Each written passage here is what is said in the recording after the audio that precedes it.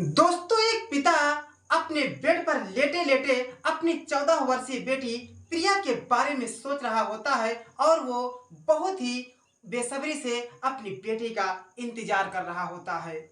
लेकिन तभी उसकी बेटी प्रिया जब उसके बिस्तर के पास में आती है तो कहती है कि पिताजी, मुझे आप अपना स्मार्टफोन यानी कि अपना मोबाइल दे दीजिए और मैं अपने बिस्तर पर लेटने जा रही हूं और आपके मोबाइल में मैं कुछ वीडियो देखना चाहती हूं। दोस्तों, उसके बाद में जब वो ये बात प्रिया कहती है तो उसका बाप राजेश उसका हाथ पकड़ करके उसे अपनी बाहों में खींच लेता है। दोस्तों, उसके बाद में प्रिया को जब वो अपने बिस्तर पर खींच लेता है तो उसके बदन से सारे कपड़े उतार करके वो जमीन पर फेंक देता है। दोस्तों, देखते ही देखते राजेश अपनी बेटी प्रिया यानी कि 14 वर्षीय अपनी बेटी के शरीर से सारे कपड़े फेंक देता है और उसे नग्न कर देता है। दोस्तों, उसके बाद में राजेश उसके बदन पर जैसे ही चढ़ता है, उसके बाद में जब वो प्रिया के ऊपर झटके पे झटके देने लगता है तो प्रिया को बहुत ही ज्यादा दर्द होने लगता है और वो दर्द से चीखती और चिल्लाती रहती है।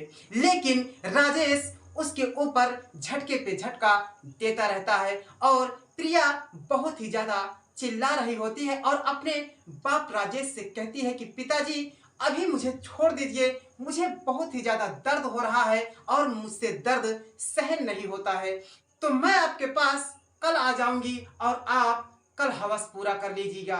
लेकिन राजेश कहाँ छोड़ने वाला है, क्योंकि राजेश उस उत्तेजना में था कि उसका मन केवल और केवल चरम सुख पाने के लिए था। लेकिन वो अपनी बेटी प्रिया के साथ में वो बहुत ही ज्यादा हैवानियत और बहुत ही ज्यादा गंदी खिलवाड़ कर रहा होता है।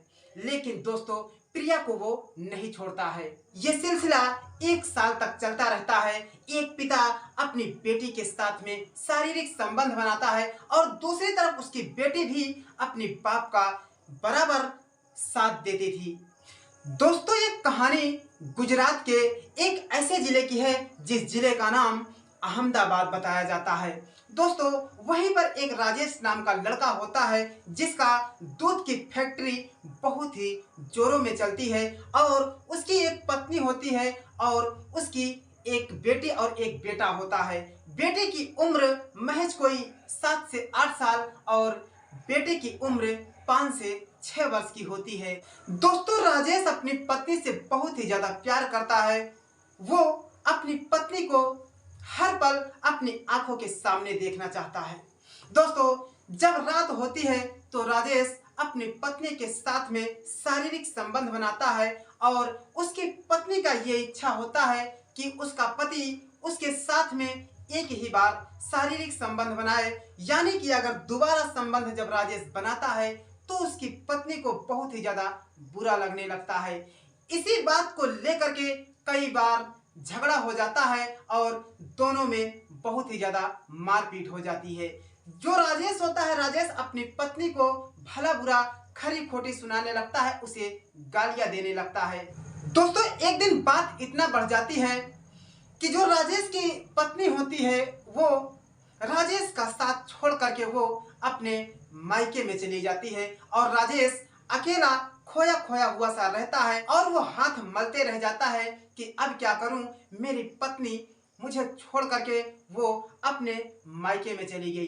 दोस्तों, किसी तरह से 1 हफ्ता बीत जाता है और राजेश अपनी ससुराल जा पहुंचता है और वो सोचता है कि अपनी बीवी को मैं पुनः अपने घर पे लाऊंगा। दोस्तों, जब राजेश अपने ससुराल में जाता है तो उसकी धर्म पत्नी उसे देख करके फिर गुस्सा करने लगती है और कहती है कि किस नियति से आए हो, मैं तुम्हारे साथ नहीं जाना चाहती हूँ। दोस्तों, राजेश की पत्नी कहती है कि वो कैसा मर्द जिसकी नियत हमेशा और हमेशा शारीरिक संबंध बनाने में लगा रहता है। वो कहती है कि मैं तुम्हारे साथ नहीं जाना चाहती हूँ और मैं अपने मायके में ही रहना चाहती हूँ।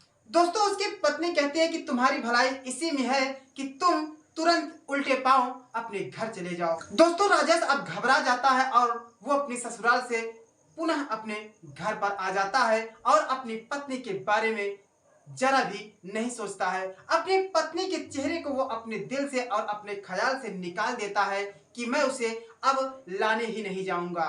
दोस्तों जो राजेश होता है, राजेश अपने एक दोस्त से बात करता है और कहता है कि मेरे यार, मेरी कहीं से शादी करा देता तो अच्छा होता, क्योंकि मेरी पत्नी मुझे छोड़ना चाहती है।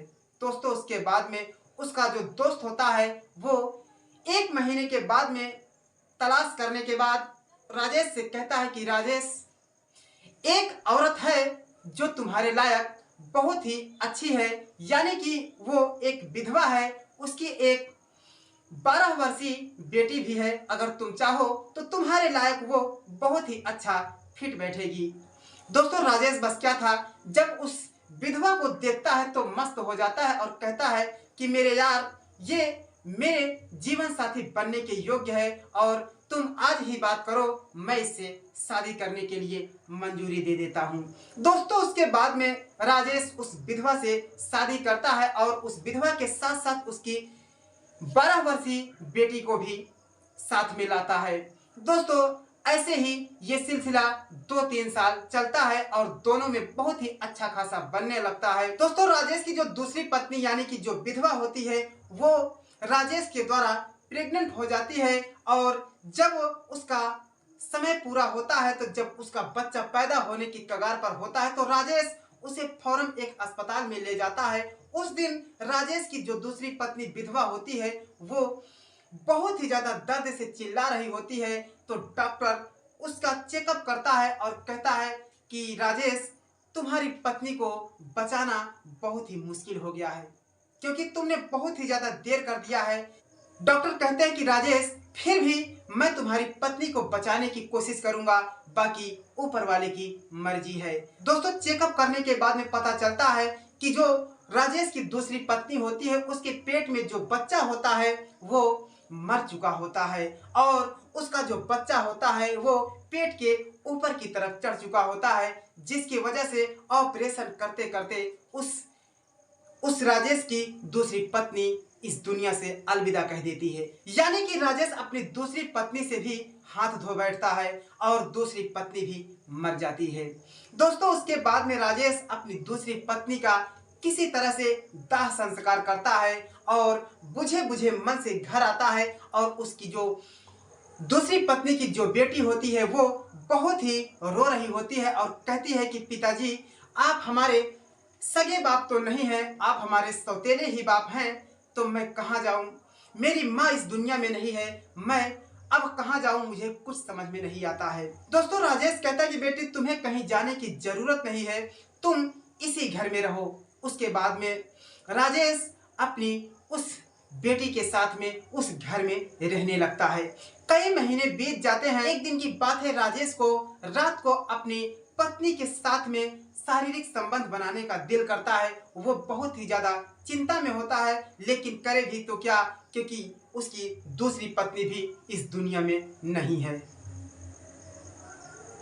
एक दिन की बात है, जब उसकी जो बेटी होती है वो स्नान करके भीगे कपड़े में उसके सामने से कमरे की ओर जाती रहती है, तो वो राजेश अपनी बेटी को देखता है कि उसकी बेटी के जो कपड़े भीगे हुए होते हैं, उस भीगे कपड़े को वो भीगे कपड़े साफ बता रहे होते हैं कि उसकी बदन के एक एक अंग बहुत अच्छी तरह से नग्न अवस्था में दिख रहे होते हैं। ये सब देखकर राजेश सोचता है कि काश अगर ये जो मेरी बेटी प्रिया है, अगर इसकी शरीर के सुख मिल जाए तो इससे अच्छा क्या हो सकता है, क्योंकि ये मेरी सगी बेटी नहीं है और ये है तो केवल मेरी दूसरी पत्नी की बेटी, जबकि मेरी जन्मी हुई बेटी भी नहीं है। दोस्तों वो एक प्लान बनाता है, वो अपने मोबाइल फोन में गंदी वीडियोज देखता है और वो एक दिन की बात है, वो गंदी वीडियोज उसके कमरे में लगा करके चला आता है और जैसे ही प्रिया उस गंदी वीडियोज को देखती है तो वो देखती ही रह जाती है और काफी देर तक देख करके वो मोबाइल को ला करके अपने बाप के हाथों में कहती है कि पिताजी, आप वहां पर आप मोबाइल भूल गए थे। दोस्तों उसके बाद में एक दिन राजेश ऐसे ही उसके सामने गंदी वीडियोज को यानी कि सेक्स वीडियोज को देखने लगता है और पीछे से उसकी बेटी प्रिया भी उस वीडियोज को देख करके वो उत्तेजित होने लगती है।